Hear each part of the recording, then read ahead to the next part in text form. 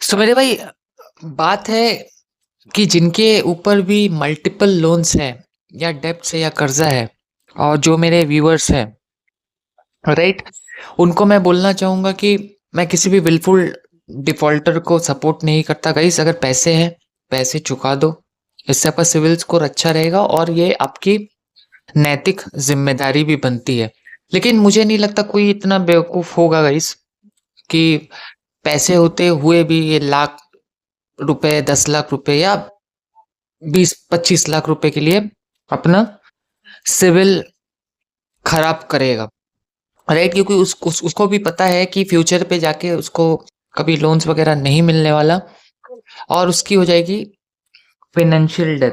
लेकिन बोलने का मतलब गाइस ये है कि कई वक्त ऐसा भी देखा गया है कि लोगों का इनकम बहुत ज़्यादा है, और बहुत ज़्यादा इनकम होने के कारण वो बहुत ज़्यादा रिस्क लेते हैं और उनके ऊपर मल्टीपल लोन्स होके वो करोड़ों में भी फिगर जाता है।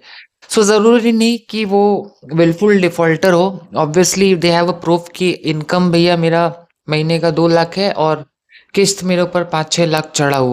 और बैंक्स वगैरह भी गई सही नहीं करती ऑनेस्टली। उनको पता है कई बार कि जब वो लोन लोन डिसबर्स कर रहे हैं, बंदे का सिविल चेक कर रहे हैं और प्रोफाइल चेक कर रहे हैं, वहाँ पे ऑब्लिगेशंस बहुत ज़्यादा है। ऑब्लिगेशंस मतलब उनको पता है ये बंदा ये लोन लेके नहीं चुका पाएगा, फिर भी टारगेट के चक्कर पे वो लोन दे देते हैं, लोगों को फंसा देते हैं और फिर रिकवरी का एक गंदा खेल शुरू होता है। सो इस वीडियो में आप पूरा बने रहिए। मैं आपको 4 वो मेजर चीज़ बताऊँगा कि जब तक आप लोन सेटलमेंट तक नहीं पहुँचते, तब तक आपको क्या-क्या दौर देखना पड़ सकता है या पड़ेगा, या इन चीज़ों से गुज़रना पड़ेगा।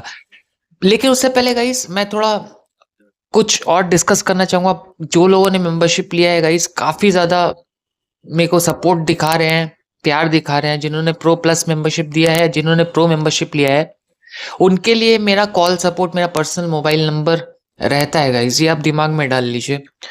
मैं हैंड होल्डिंग असिस्टेंस देने की उनको कोशिश करूँगा टिल सेटलमेंट।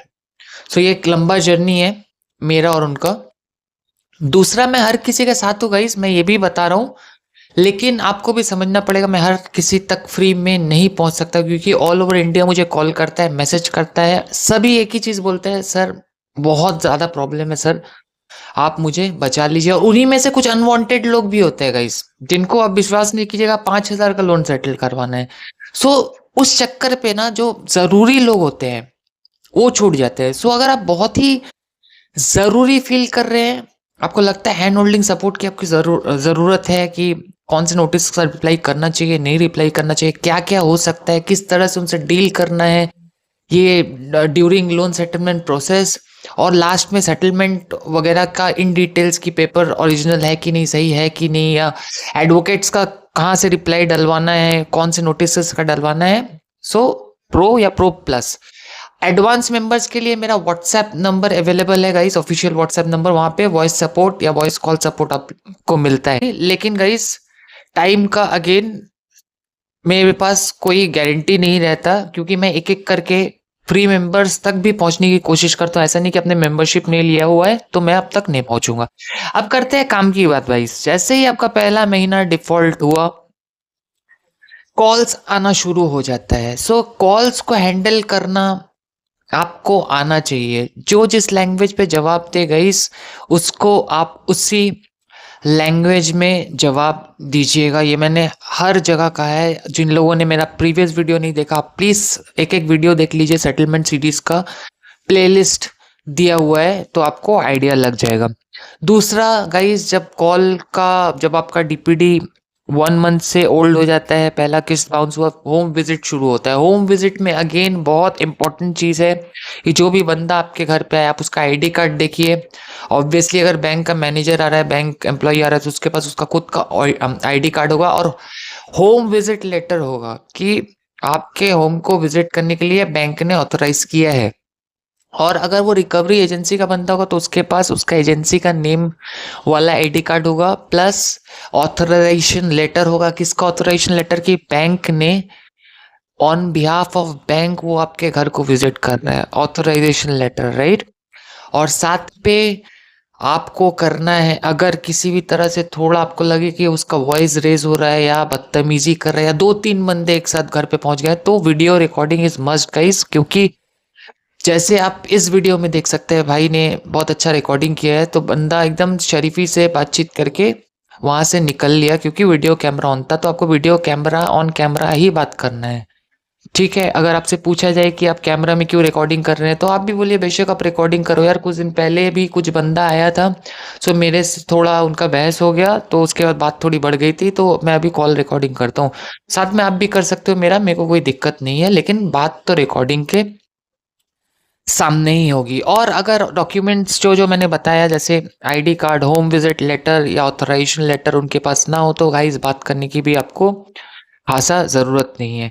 उसके बाद अपन आगे बढ़ेंगे गाइस, कि इसके बाद जाहिर तौर पे बात है कि एनपीए यानी 90 डेज हो जाने के बाद आपको सेटलमेंट का ऑफर मिलना स्टार्ट हो जाएगा। लेकिन राइट ऑफ के बाद यानी 180 डीपीडी या 210 डीपीटी के बाद आपको आपका मन पसंदीदा वेवर मिलता है, या आप कह लो कि अच्छा वेवर मिलता है, जहाँ पे परसेंटेज क्रेडिट कार्ड के क्षेत्र में 12 से 25 तक का हो सकता है, डिपेंड्स ऑन कितना पुराना कार्ड है, कितना आपने यूज किया है, कितना आपने दे दिया है किस्त वो। और पर्सनल लोन के क्षेत्र में गाइस 25 से 35 वेरी करता है, अगेन कितना पुराना केस है, क्या केस डिटेल्स है, कौन सा बैंक है, ये सारा फैक्टर। लेकिन जिस्ट मैंने आपको बता दिया है। अब थोड़ा आगे बढ़ते हैं गाइस, उससे पहले चैनल को जरूर सब्सक्राइब कीजिएगा और शेयर जरूर कीजिएगा गाइस, क्योंकि बहुत मेहनत लगती है ये सारा वीडियो आप लोगों के लिए लाने में। और मैं कोई किताबी बातें बताता नहीं हूँ गाइस, मैं कोई वकील नहीं हूँ, ये मेरा अपना केस है।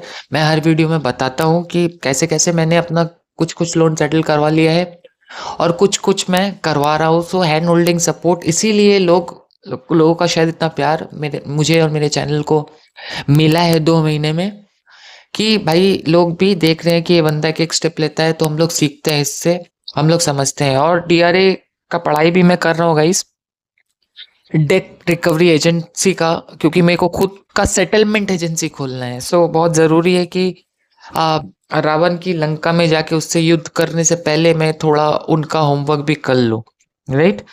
सो इसीलिए ये सारा इंफॉर्मेशन मैं आपको अपने नॉलेज और एक्सपीरियंस के माध्यम से ही देता हूँ।